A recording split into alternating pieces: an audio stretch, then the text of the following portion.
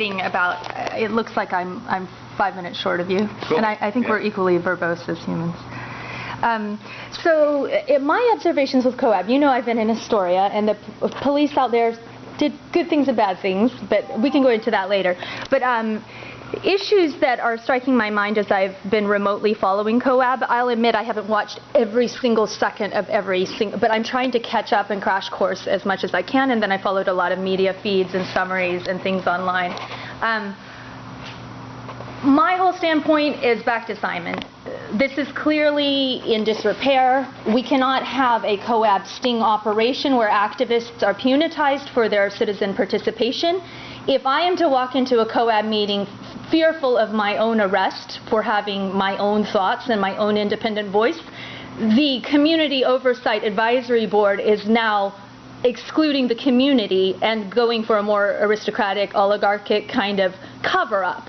And what I allege to be what my findings are is that the Rosenbaum-Watson team are the cover-up artists for Chicago police torture, so egregious it was reported above and beyond the United States of America to United Nations and human rights groups because they felt that the DOJ could not crack into the Chicago torture.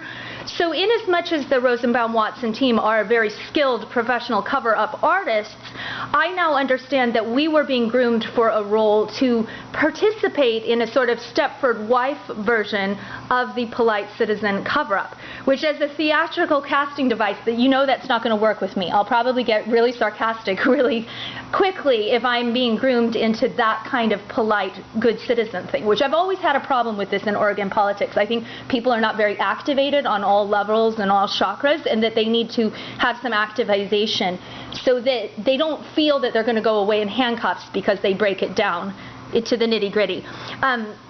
So Judge Simon's going to have to sort this out. I've been reporting to Geisler and to Mary Ostat, who is the clerk for Simon. So Simon's aware that my demand is we go back to court. We need the fairness hearing, which your crafty little city attorneys talked him out of. His best mind knew that we, the public, needed to be heard, and you guys would repress us. So Mr. Simon cut you a break on negating our voice. And the COAB has been instrumental in negating the voices of people like David Keefe Davis, Laura Vanderlyn. A lot of us just feel betrayed. We're kind of on a boycott. We wouldn't set foot in such a hokey arrangement that we can see to be fake. We've seen some conflict of interest when it comes to Paul Meyer, who is a lovely human being, I'm sure, but his testimony fell apart in the courtroom with Miss Lisa Haynes when he was basically so inept at patrol procedure in terms of constitutional rights. Her lawyer, Gerald Noble, had him just kind of in confusion, and I was kind of concerning, oh, well, he's your expert witness, and yet he's also on the COAB, so he's trying to eviscerate this poor woman who's been destroyed by your city attorneys and denied her justice and denied her patriotic right and duty to support the fair kind of equal society we deserve. This is a conflict of interest. We've got all kinds of conflicts of interest, and I want to be above board with you guys. I want to let you know I've got cops in my family. They're on the Hillsborough Police Force. Please don't speed out there. They might give you a ticket. They're gigantic. I wouldn't want to mess with them.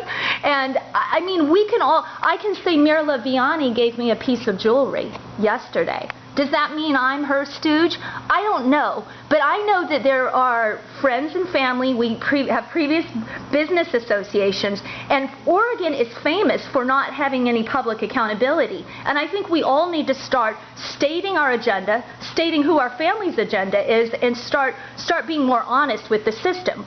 And self-perpetuating bureaucracy is not anything to be desired. And if the self-perpetuating bureaucracy needs to start to acting like Joseph Stalin and have everybody hauled away to the gulag, that's not the kind of country that I believe in. I believe it to be deeply un-American, deeply offensive to patriots.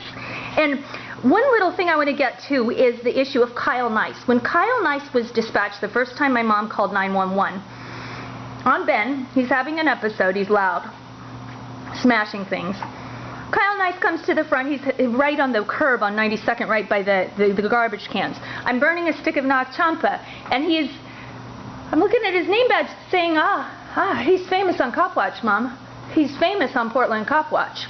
Mr. Nice got so scared of us. I explained, well, we already have an independent police review, which I'm engaging in, fully aware that Mr. Kavori's told me don't mess with that, it's all fake.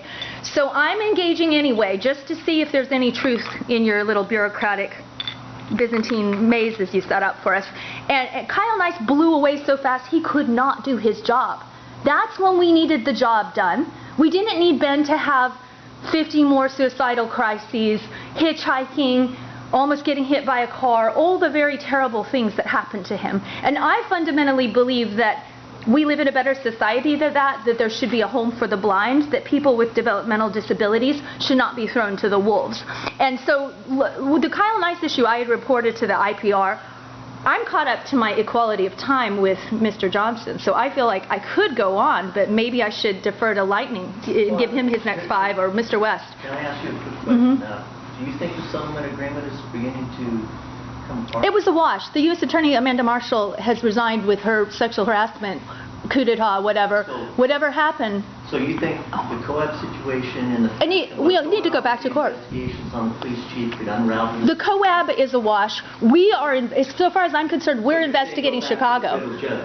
Oh, yeah. And furthermore, we need to go to court. We need to go to trial. We need to get our fairness hearings. Watson, Rosenbaum, they're nice people. I've agreed to Skype with Ms. Watson, but they're inept. They're doing this for many cities. They're picking up their packs millions, but it's not working. It's not effective. Somebody else?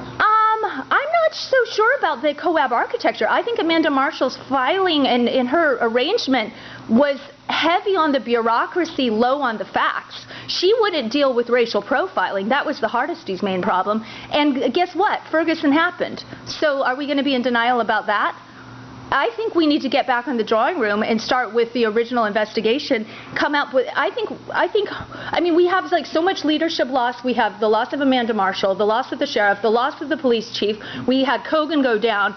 This is the headless horseman type government. That's why a lot of us are really agitated, not to mention the national security terrorism things. I think we're all a little bit hot and bothered by the fact that there isn't a lot of natural leadership going on here.